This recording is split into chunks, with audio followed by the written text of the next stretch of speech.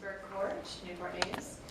I'm here today to support designating the city farm parcel of land at Riverview Farm as green space or public parkland protected from residential development. I'm a longtime Newport News citizen and I visit the Riverview Farm area regularly with my 3-year-old and 6-year-old children. As the Daily Press noted in its April 2017 editorial that I emailed to the Commission last night, Newport News citizens have spoken clearly for decades about wanting City Farm to be parkland free from residential development. The citizens of Newport News don't want high-end luxury homes at City Farm. We want the City Farm land to be protected parkland so that we can all enjoy its 60 acres of waterfront with our families, even if we're not wealthy enough to buy an expensive home there. I followed the recent local election, and all of the city council candidates who ran for office supported making City Farm public parkland except the incumbent council members. As the Daily Press noted in their April 2018 article, "Where are the campaign dollars coming from?" in Newport News that I emailed to the commission, the incumbent council members received campaign contributions from developers, with 2 incumbent council members in particular receiving thousands of dollars from local developers and/or from law firms representing local developers. I'm concerned that some of the incumbent council members are overly swayed by their connections to developers and by donations from developers, and they are out of touch with their constituents who want City Farm to be protected parkland for the public to enjoy. Which brings us to the May 2018 Daily Press article, "City Farm Advocates Raise Concerns Over Draft Comprehensive Plan."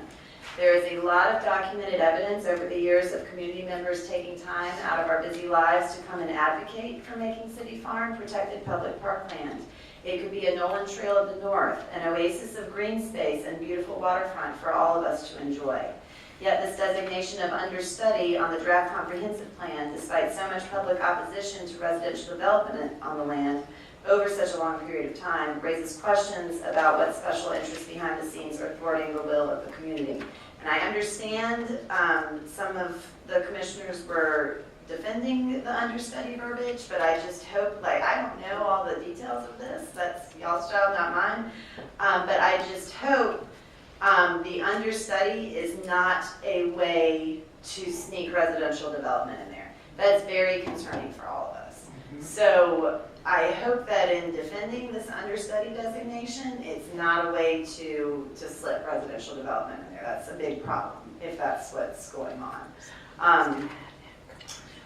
All right, so basically, to me, this is a question of whose voice matters more in Newport News. The citizens who for decades now have come to city meetings and spoken clearly in support of keeping all of Riverview Farm parkland, or the interests of local developers and the politicians that they contribute sizable campaign donations to.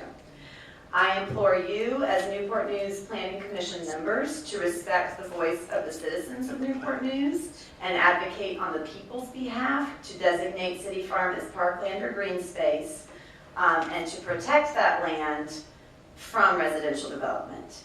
I am open to adding features to the City Farm land, such as a boat ramp, walking and biking trail, and so on, but only features that would enhance it as a public park with waterfront access for all citizens of Newport News to enjoy. The understudy designation is very frustrating because no more studies are necessary. The people have already spoken clearly for decades, and we want City Farm to be green space and public parkland for all of us, not just for high-end luxury homeowners. Thank you.